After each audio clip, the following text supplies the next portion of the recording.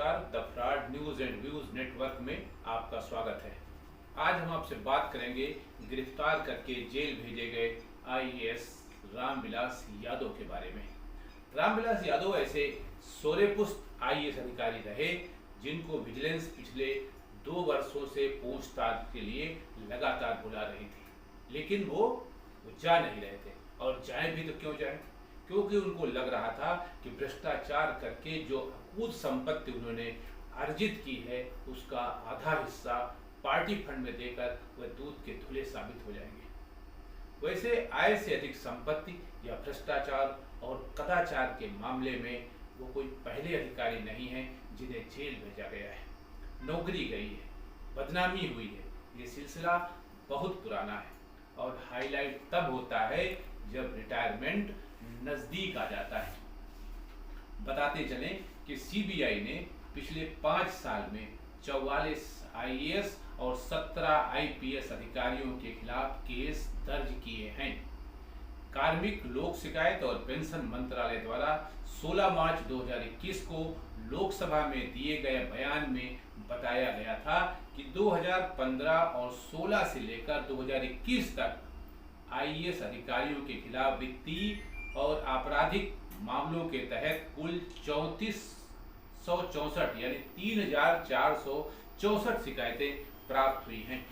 CBI द्वारा मिली जानकारी के अनुसार इस अवधि में 44 आईएएस और 12 आईपीएस अधिकारियों के खिलाफ केस दर्ज किए गए, जबकि इस अवधि में 43 आईएएस और 17 आईपीएस अधिकारियों के खिलाफ केंद्र सरकार ने कार्रवाई की।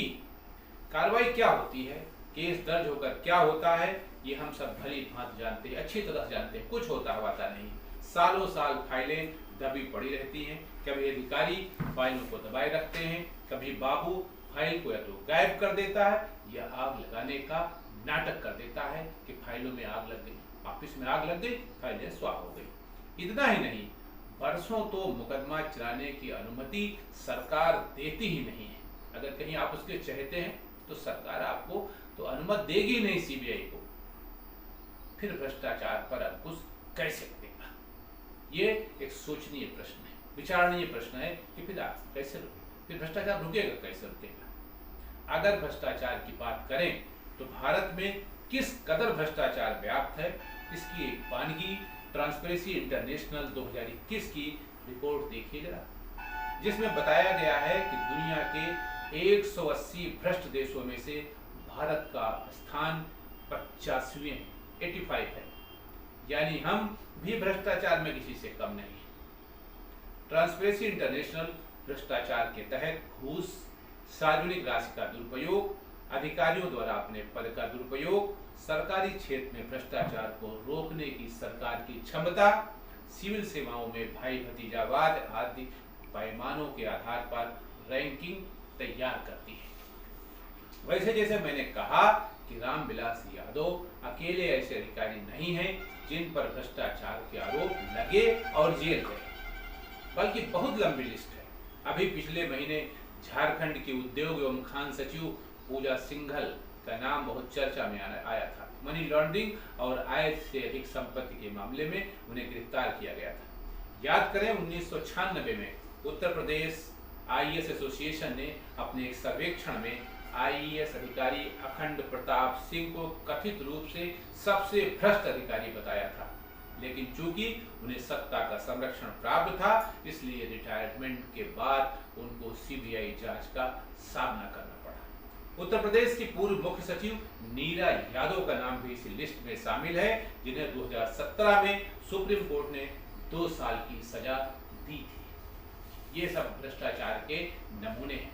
छत्तीसगढ़ के आईएएस अधिकारी बाबूलाल अग्रवाल, आंध्र प्रदेश के परिवहन आयुक्त ए मोहन, उत्तर प्रदेश में लखनऊ विकास प्राधिकरण के उपाध्यक्ष रहे सत्येंद्र सिंह के अलावा उत्तर प्रदेश के ही करीब आधा दर्जन जिलों के जिलाधिकारी तथा पुलिस अधीक्षक जांच के घेरे में हैं। इनका क्या होगा, इस पर बहुत लंबी चौड़ी बहस की जरूरत नहीं, कोई इसकी बहस करने की जरूरत नहीं, क्योंकि हर साख पे उल्लू बैठा है। अंजाम गुलिस्ता क्या होगा ये ऊपर वाला ही जाने।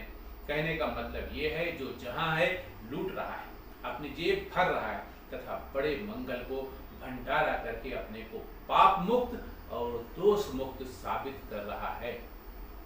कल ही मैंने एक रिपोर्ट पढ़ी थी जो उत्तर प्रदेश से संबंधित है और जिसमें बताया गया है कि राजस्व विभाग में पुलिस से भी ज्यादा रिश्वतखोर है।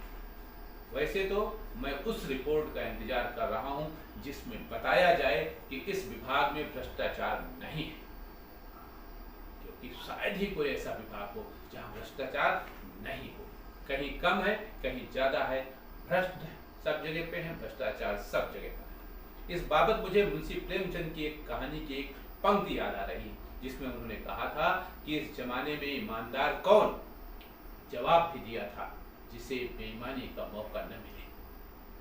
बस यही भ्रष्टाचार का लबोलुआब है और इसमें जितना दोष सिस्टम का है, सरकार का है, सरकार के अधिकारियों का है, कर्मचारियों का है, उतना ही दोष हमारा भी है।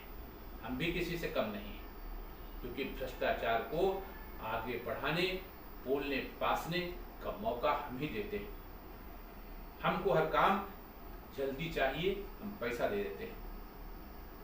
भ्रष्टाचार हमारे रग रग में दौड़ रहा है। हम पैसा देकर हर काम करना चाहते हैं और जल्दी करना चाहते हैं, इसलिए भ्रष्टाचार फल फूल रहा है। इस पर अंकुश लगा पाना सरकार के बस की बात बिल्कुल नहीं, बिल्कुल नहीं, बिल्कुल नहीं। जब तक हम स्वयं नहीं समझेंगे, हम स्वयं नहीं सुधरेंगे और रिश्वत देना बंद नहीं करेंगे, तब तक रिश्वत लेने वाले पैदा होते रहेंगे। बहुत बहुत नमस्कार।